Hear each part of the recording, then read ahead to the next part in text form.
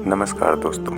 तो कैसे हैं आप? स्वागत है आप सभी का अपने YouTube चैनल RKT बायोग्राफी में। तो आज मैं आप सभी के सामने लेकर आया हूँ भारत के ब्रांड एम्बेसडर पूर्व राष्ट्रपति स्वर्गीय श्री APJ अब्दुल कलाम सर के बारे में। तो आइए जानते हैं। तमिलनाडु के मध्यम वर्गीय परिवार में जन्म लेने वाले एक बालक का यह सपना था कि वह एक दिन पायलट बनकर आसमान की अनंत ऊंचाइयों को नापे।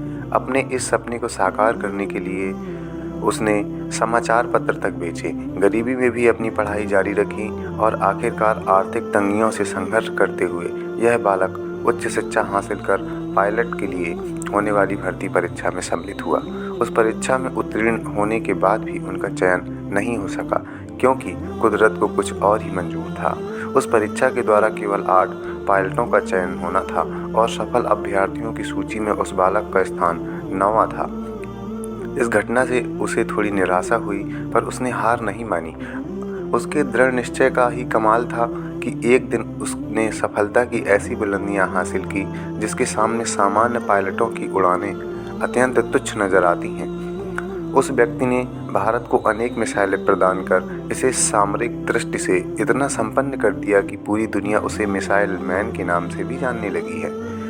इसके बाद एक दिन ऐसा भी आया जब यह व्यक्ति भारत के सर्वोच्च पद पर आसीन हुआ। चमत्कारी प्रतिभा का यह धनी वह व्यक्ति और कोई नहीं बल्कि भारत के 11वें राष्ट्रपति रह चुके डॉक्टर APJ अब्दुल कलाम थे, जिनकी जीवन गाथा किसी रोचक उपन्यास की कथा से कम नहीं है। आपको बता दें दोस्तों कि डॉक्टर APJ अब्दुल कलाम, जिनका पूरा नाम अबुल पाकिर जैनुलब्दीन अब्दुल कलाम था, उनका जन्म 15 अक्टूबर 1931 को तमिलनाडु राज्य के स्थित रामेश्वरम में धनुषकोडी नामक स्थान पर एक मध्यम वर्गीय मुस्लिम परिवार में हुआ था। लेकिन वे मुस्लिम, हिंदू या किसी अन्य धर्म के बारे में ज़्यादा नहीं मानते थे। उनका मानना था कि वह इंसान है और इंसानियत से बढ़कर कोई भी जाति और धर्म नहीं होती। वे अपने पिता के साथ मस्जिद में नमाज पढ़ने जाते हुए रास्ते में पड़ने वाले शिव मंदिर में भी माथा टेक दिया करते थे, अपनी श्रद्धा को व्यक्त करते थे। इसी गंगा जमनी संस्कृत के बीच कलाम ने धर्मनिरपेक्षता का पाठ भी पढ़ा। उनके परिवार की आर्थिक स्थिति ठीक नहीं थी, इसलिए उन्हें अपनी पढ़ाई पूरी करने के लिए घर के खर्चे में योगदान के लिए समाचार पत्र भी बेचने पड़े। आपको बता दें कि APJ अब्दुल कलाम जो हैं वो उनके सर के 10 भाई बहनों में से एक थे। इसी तरह संघर्ष करते हुए प्रारंभिक शिक्षा रामेश्वरम के प्राथमिक स्कूल से प्राप्त करने के बाद उन्होंने रामनाथपुरम में स्वार्टज हाई स्कूल में मैट्रिक कैलकुलेशन किया।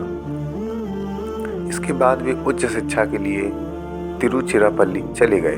वहां से सेंट जोसेफ कॉलेज से उन्होंने BSc की उपाधि प्राप्त की।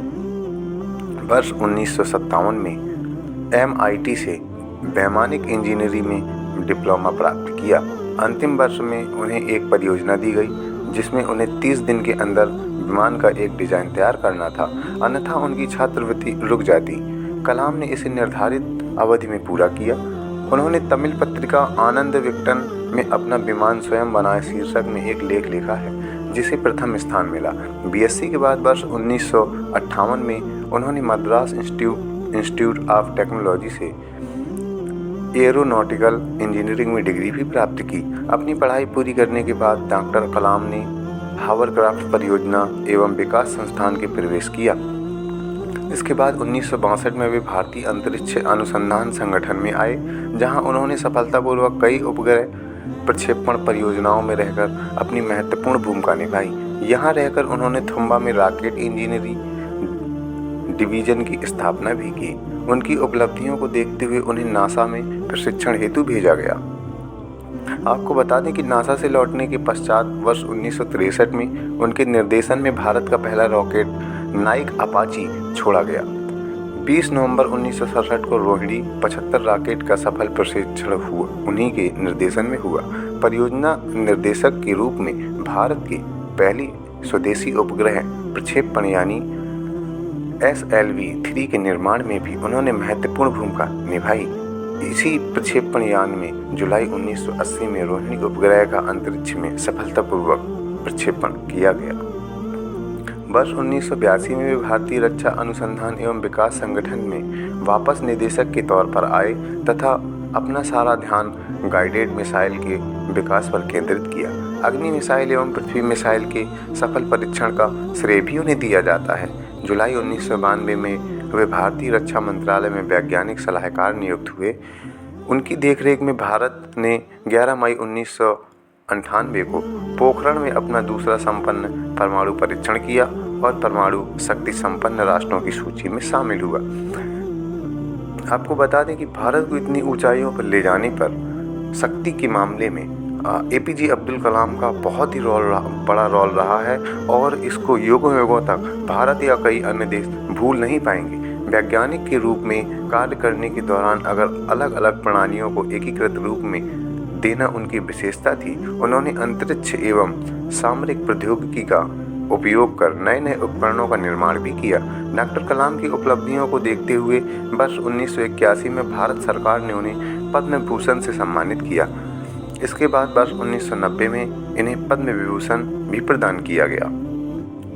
इन्हें विश्व भर के 30 से अधिक विश्वविद्यालयों ने डायरेक्टर की मानद उपाधि से विभूषित किया है। वर्ष 1997 में भारत सरकार ने उन्हें देश के सर्वोच्च नागरिक सम्मान भारत रत्न से भी सम्मानित किया। उन्हें एस्ट्रोनॉटिकल सोसाइटी ऑफ इंडिया का आर्यभट्ट पुरस्कार तथा राष्ट्रीय एकता के लिए इंदिरा गांधी पुरस्कार भी दिया गया। वे ऐसे तीसरे राष्ट्रपति हैं जिन्हें यह सम्मान राष्ट्रपति बनने की पूर्व ही प्राप्त हुआ है। अन्य 2 राष्ट्रपति सर्वपल्ली राधाकृष्णन एवं डॉक्टर जाकिर हुसैन।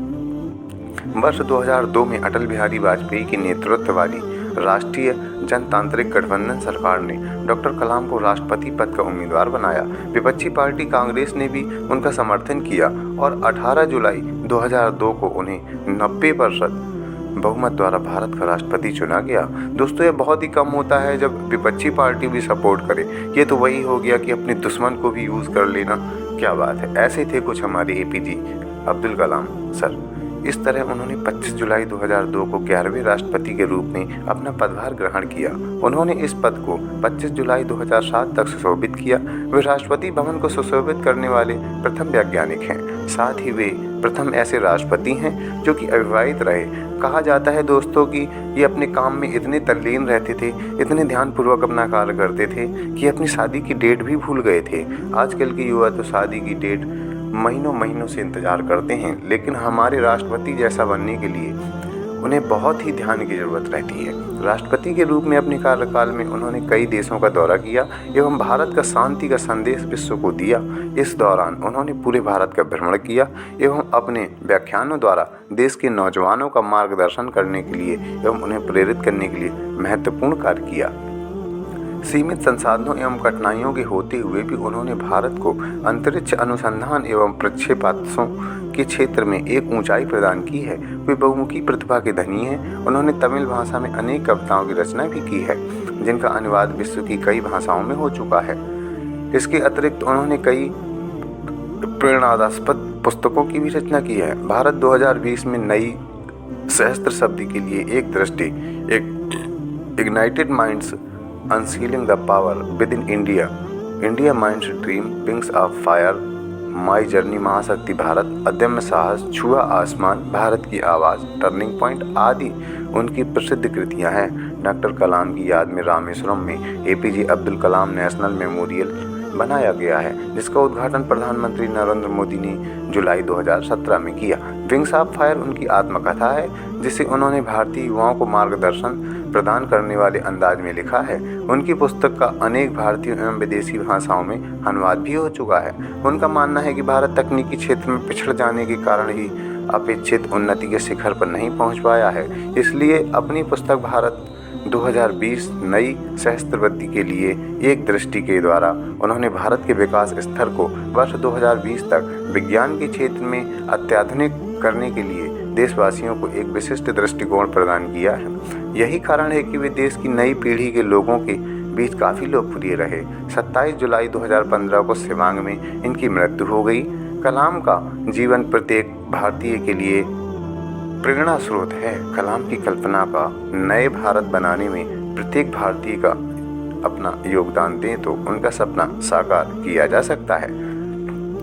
तो दोस्तों, आपको आशा करता हूँ आपको इस कहानी से बहुत कुछ सीखने को मिला होगा कि जीवन में गधी भी अमीरी कोई मोल नहीं रखती। अगर आप चाहें और अगर आपकी नज़र चिड़िया की आंख पर है तो आप उसे भेज सकते हैं। तो दोस्तों, अगर आपको कहानी पसंद आई, आपको हमारे APJ अब्दुल कलाम सर की बायोग्राफी पसंद आई, तो आप उनकी विंग्स फायर ज़रूर पढ़ें और आप हमारे चैनल को सब्सक्राइब करें, वीडियो को लाइक करें, शेयर करें और बेल आइकन दबाना ना भूलें, ताकि हम आपके लिए ऐसे ही वीडियो लाते रहें। धन्यवाद।